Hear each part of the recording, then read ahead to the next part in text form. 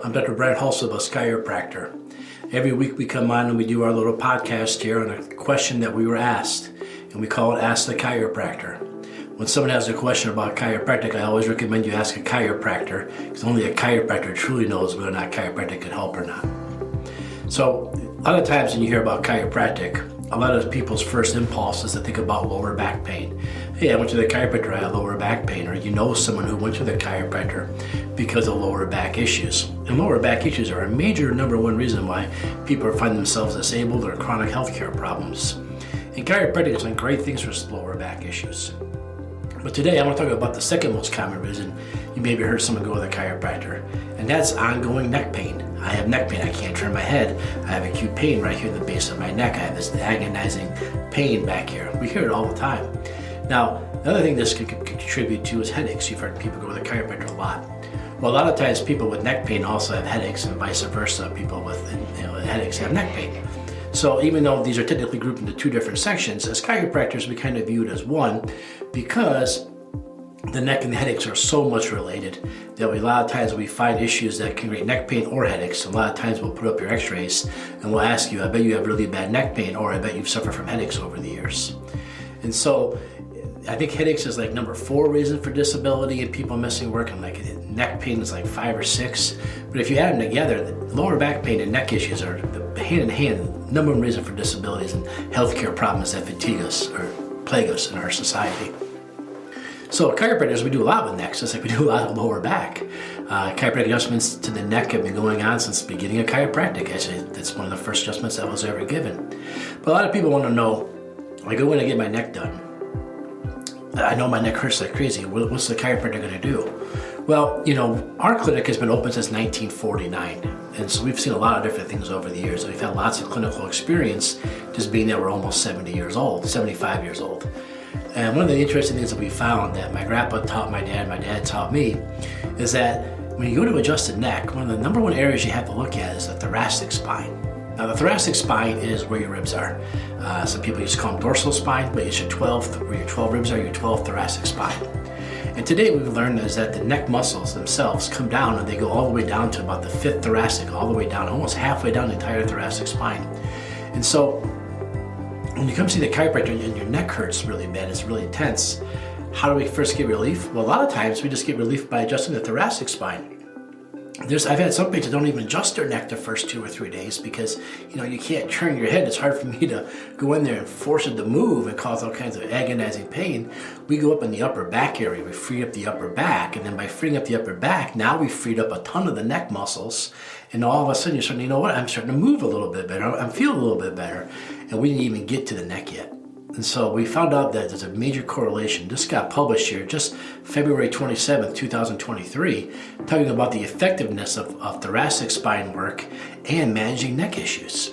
So this just got PubMed indexed. You know me, I love my PubMed articles. If you don't know what PubMed is one of the highest gold standard research that's going through the most peer reviews to make sure this is a real thing.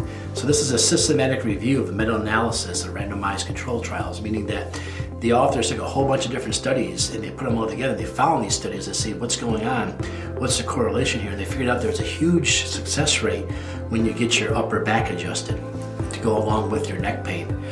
They found out that it's not only does it help with the pain and make the pain go away better, but it also helps you hold your adjustment longer. It helps what we do here, chiropractically speaking, last longer and stay better longer. Once I go, do I have to keep going? And why do I have to keep going every day? Well, they found out by getting more work done between your shoulders can lessen how many times you have to come in and how much faster it's going to get better in the neck itself by working on the upper back. So to us, it's really cool because, Grandpa started doing this in 1949 and noticed that it worked. And now here we are, February 27th, 2023. Now we have the research paper that says, yeah, Dr. Bob Hulsebus, you were right. Doing that definitely pays off. It definitely makes a difference. So that's kind of fun for us. Like we said, we've been doing that forever. When I was at chiropractic school, my father said never adjust someone's neck unless you look at their upper back also. They're so closely related. And it's just kind of cool now to have the actual research back up what we're saying. So should I go to the chiropractor if I'm having neck pain? Absolutely. But what if the chiropractor wants to look at other parts of my spine? I told him I only had neck pain. Why is he adjusting me other places? Well, we're seeing more and more research come out all the time about why you adjust the whole spine, top to bottom, to affect one single area, and how if you ignore the other spots, it takes longer for things to correct. Now, why is that? Well, the number one reason that is a thing called the righting reflex, R-I-G-H-T-I-N-G, righting reflex. That says your eyes stay level at all times, no matter what. So if I hurt my neck and I tilt my head in one direction, another part of my spine is going to bend and twist to balance me straight again. And let's say the neck was the primary problem. As I work at correcting the neck over time, in theory, I'll go back. But if the neck wasn't the original issue, let's say the lower back was the issue, and then my neck turned like this, and I felt the neck pain before I felt the lower back, and you fix my neck, what happens? It just keeps going right back because the cause of the problem was somewhere else. So here in our office, we don't gamble. We adjust everyone that needs to be adjusted. So if we find a C5 that needs to be adjusted, causing you neck pain, we adjust that. If we find a T3 that needs to be adjusted, that can directly relate back to your neck pain, we adjust that too. And if we see an L2 all the way down your lower back that needs to be adjusted, we adjust that too, because we don't know if that's part of the righting reflex or not. So we adjust everything we see. So when you go to the chiropractor, you should have more than one level adjusted, because typically, now I'm talking not 100% of the time, but typically what we see is that there's always going to be two issues in the spine at least, because you have the one that's caused the issue and the one that's counter twisting the spine to balance the issue out. Now, what happens if you don't do this? One, well, if they guess wrong, which was a primary, you're going to continue to have the discomfort. And two, let's say we ignore the one. We don't take care of the one. We just keep fighting it. Well, over time, the body adapts and changes, and the vertebrae can actually change their shape and size for the stress that's put on them. That's called wolf law, wolf like the dog. So what happens is the vertebrae will actually start to decrease its shape to deal with the extra stresses that's been put on it, and the bone will remodel and restructure itself, therefore making it almost impossible for it to go back to normal shape without a tremendous amount of time in rehab, which in the same time, as long as that bottom one's off, continuing to change because of Wolf's Law, you continue to keep the same force on your neck. So we ignored your lower back. We did not adjust your whole spine. We only adjusted a couple areas. And now what's happening is because you didn't get the whole spine adjusted, the rest of the spine keeps fighting back, and the reason you came in, the only spot you wanted to get adjusted, the adjustment's not working because the other spot's pulling it out all the time.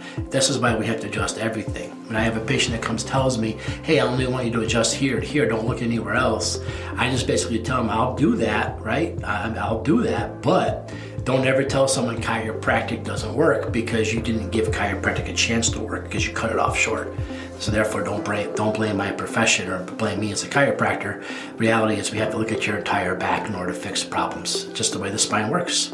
So in this study here really showed that the neck and the thoracic spine are closely related. What's interesting about this research paper that I think is really interesting is that they talked about the neck, holding your neck adjustments better, but they looked at the thoracic spine. I know the muscles end about T5, T6, but this study showed anywhere from T1 to T12. So I mean, even went past the neck muscles, way past the neck muscles, and it showed still by getting that part of your spine adjusted, even if it's like T11, it still made a huge difference. Again, I have to theorize because of the righting reflex.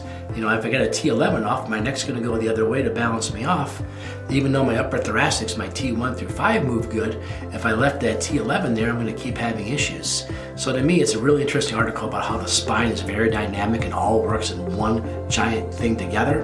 And that's how you have to treat the spine, and literally treat the spine in order to get it better by getting your chiropractic adjustments, and have the chiropractor look at your entire spine from C1 down to your sacrum and make sure the entire spine is functioning right, regardless of what you came in for. Because by not looking at the entire spine, we're going to miss part of it. You're not going to get the results you wanted or that you came in for, and you're not going to be happy at the end of the day. And so that's why chiropractors look at your whole spine. So is this exciting research? Well, it is to me. I think it's really cool. I think it validates a lot of the stuff that we do here in the office. Again, the effectiveness of the thoracic spine manipulation on the management of neck pain, a systematic review and meta-analysis and random control trials, from the Journal of Pain, February 27th, 2023. The lead author's last name is Tsegay. I'm not going to try to say it. I have a hard time saying my own name sometimes, but I'm not going to try to say that one. But take a look at it. Again, go to PubMed. Just go to google.com, type in effectiveness of thoracic spine manipulation and neck pain PubMed. It'll pop right up. Remember, if you're on PubMed, you'll be at nih.gov. You'll see it there, ncbi.nim.nih.gov, PubMed. It's all there. Take a look at it. PubMed's the gold standard of medical research. Whenever I meet with other healthcare providers, we quote PubMed articles so we both know what we're talking about. All right, everybody, so neck pain, some new stuff that came out on neck pain that chiropractors use all the time that we already know about, which is pretty cool now to see it everywhere else. Just sharing the research with you and why your chiropractor, when you come in with neck pain, spends so much time with you laying on your stomach looking at your upper back. I hope that answered the question of the week. Why does my chiropractor adjust more than one area that I complain about? I think this research paper sums it up. If you have a question for the chiropractor, go ahead and leave me a comment below, shoot me a direct message, go to my website, rockforddc.com, ROCKFORDDC.com. Shoot me a message there. Maybe next time you watch or listen to this video, you'll be the question of the week. By the way, this video is posted everywhere. We posted on LinkedIn, we posted on Facebook, YouTube, we posted on, we have a podcast. You can listen to this anywhere you want to. If you're in the car and you want to listen to my voice, I guess, take a look at us anywhere you listen to your podcast. We listen everywhere, Apple Podcast, Spotify, everywhere. So take a look for it. Other than that, stay healthy, stay strong, and remember, if you have a question about chiropractic, don't ask anybody else, ask a chiropractor. Thanks, everybody.